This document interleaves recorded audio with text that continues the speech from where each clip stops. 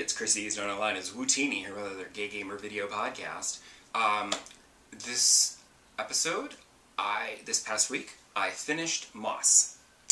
I actually really enjoyed it. I just, like I said before, when I talked about it before in the previous episode, I just loved it's gorgeous. The graphics are gorgeous, and, you know, just guiding Quill through the levels and everything, it was just great. I loved the puzzle platforming of it, trying to figure out how to get from point A to point B, and like climbing and jumping and moving and engaging with the environment to like move stuff around to get through and figure out the puzzles and stuff.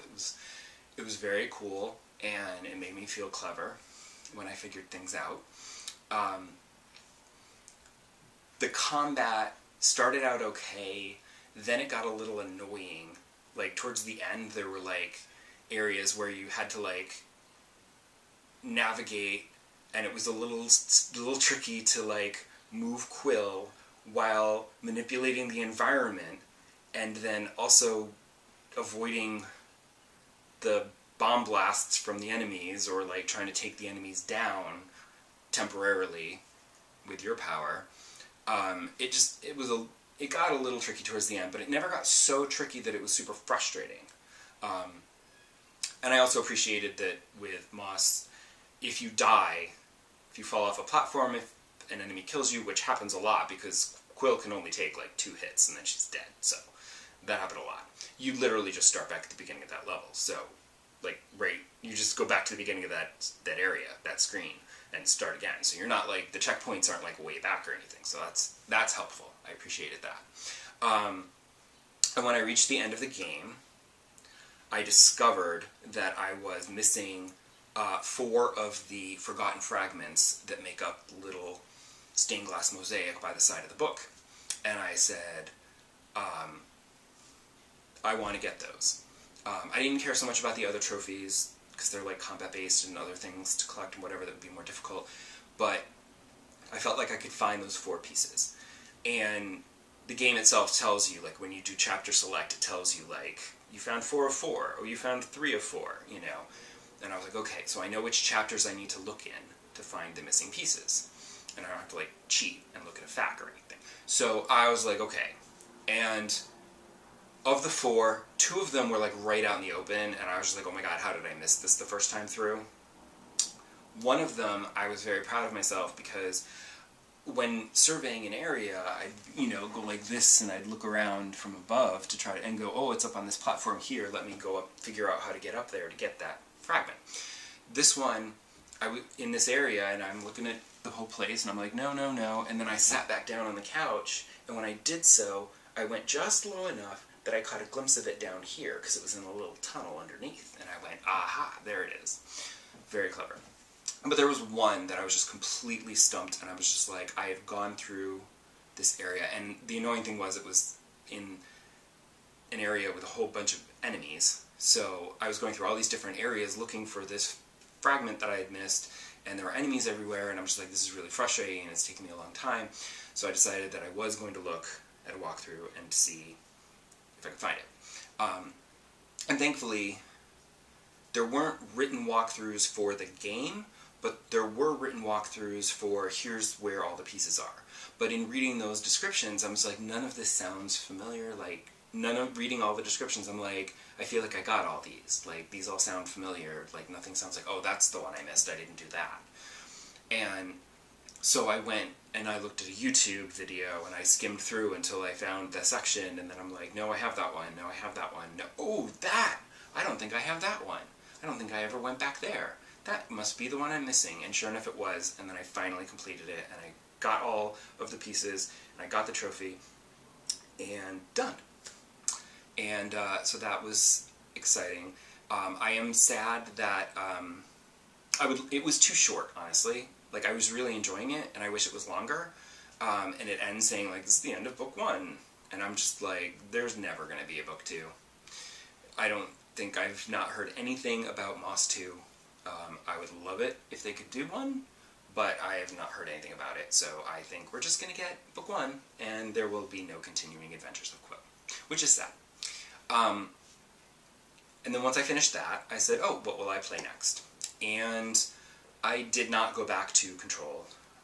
In fact, I said, I would like to try Subnautica, which is another one of the play-at-home games that Sony released for free this summer.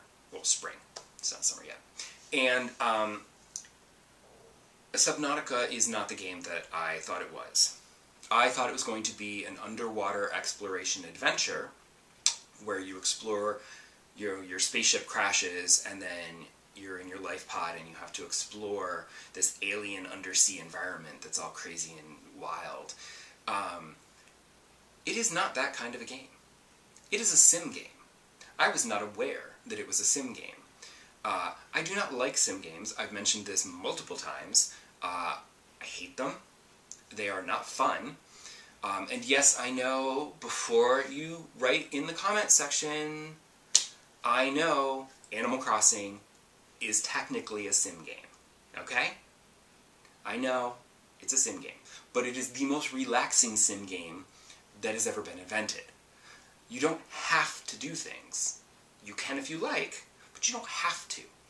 This is a sim game like SimCity or The Sims or whatever, where you have to maintain things, or you will die. And, like, it was really frustrating to try to explore and upgrade my equipment and gather the materials I needed to do that, because I had to keep stopping to gather food and water so that I wouldn't die of thirst or starvation.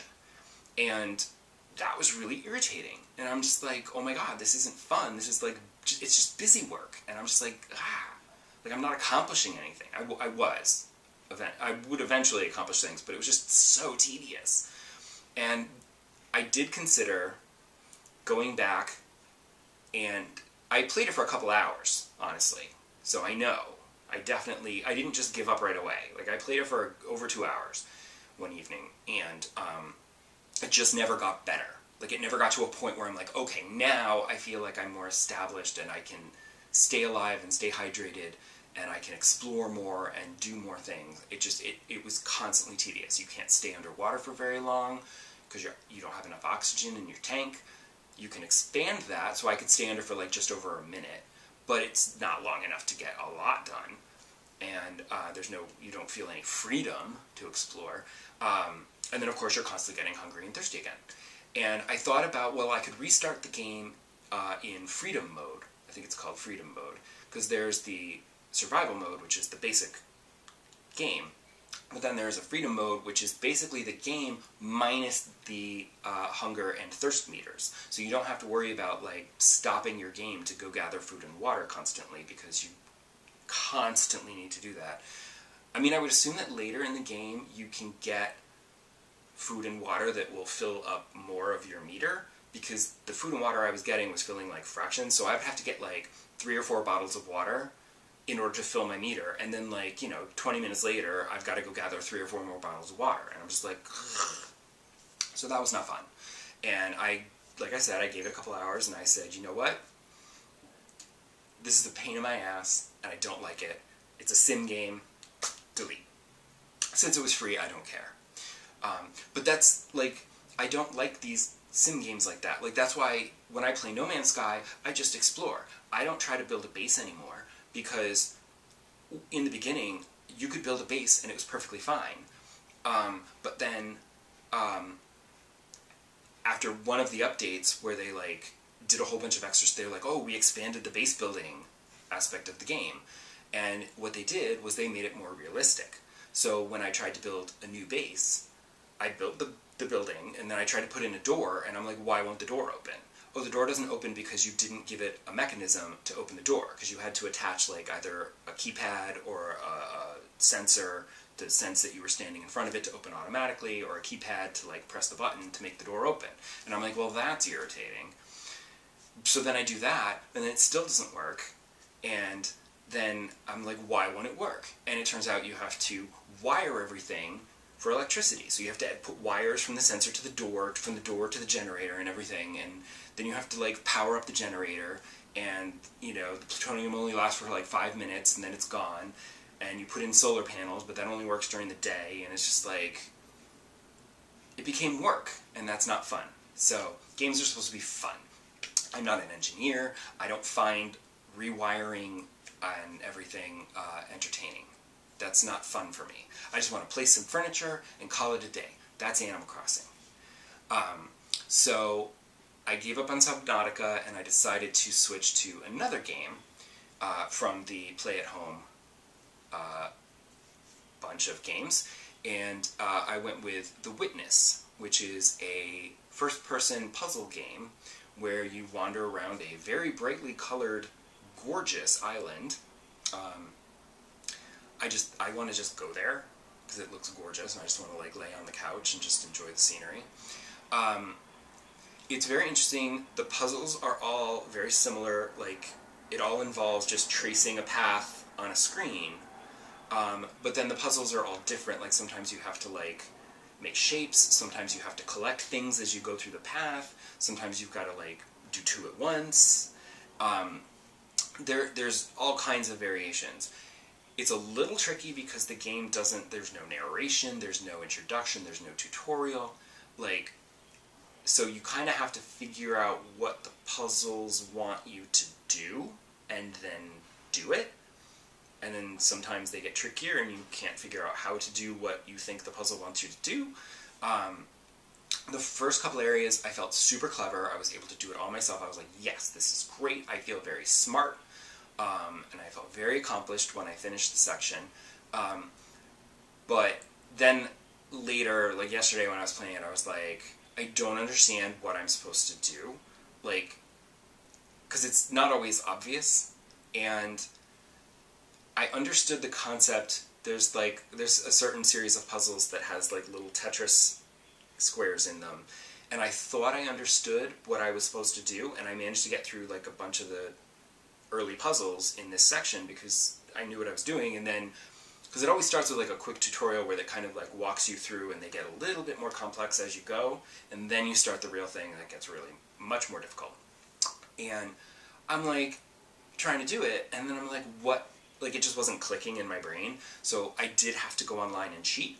Luckily, because it's like a puzzle game like this, the walkthroughs that I've seen online, they're like, we're going to give you like hints and suggestions. If you want just the solution, click here. But they wanted to give you just sort of a hint to kind of nudge you towards figuring it out for yourself. That way you can still get that aha moment and feel proud. So I did have to look that up, and I was just like, oh, and then it was like the light bulb went on, and I was like, okay, I understand what I'm supposed to do now, I get it. Okay. Like, it just wasn't clicking, so that was embarrassing, but we'll see how far I can get in that, because it's very nice. It's nice to walk around. I mean, just walking around the island is gorgeous. And then you stop and do some puzzles, and I do anticipate that at some point the puzzles are going to get really hard, and then it's just going to get frustrating, and I'm going to get irritated. And I don't know if I'm going to, because there's not really a story, I don't know if it'll be worth going to a walkthrough to figure out the last final puzzles to get to the top of the mountain, which seems to be the ultimate goal. Like, I don't know if there's going to be like an ending to this, because there isn't really a story. I don't know how you do an ending to a game without a story. But if you've played The Witness, let me know if I should make the effort, if it does get super frustrating and I can't get to the end. Let me know if I should, you know, try, because otherwise I'll just give up and go play something else. So that's it for this week. That's what I'm playing. Let me know what you're playing. I still can't get a PlayStation 5 to save my life. They're just not out there. It's very frustrating. It's very annoying. I hope I can get one for Christmas. Maybe I can get a PlayStation 5 and a PSVR 2 combo pack, because, you know, nobody will want those. Those will be available, right? Because I feel like that's the point in time when I'm going to be able to get a PlayStation 5. It's like next year. So, whatever. Just wanted to complain about that again. That's an ongoing concern. So come back next episode and see if I'm still playing The Witness, or if I've gotten frustrated and given up and throw my controller at the screen.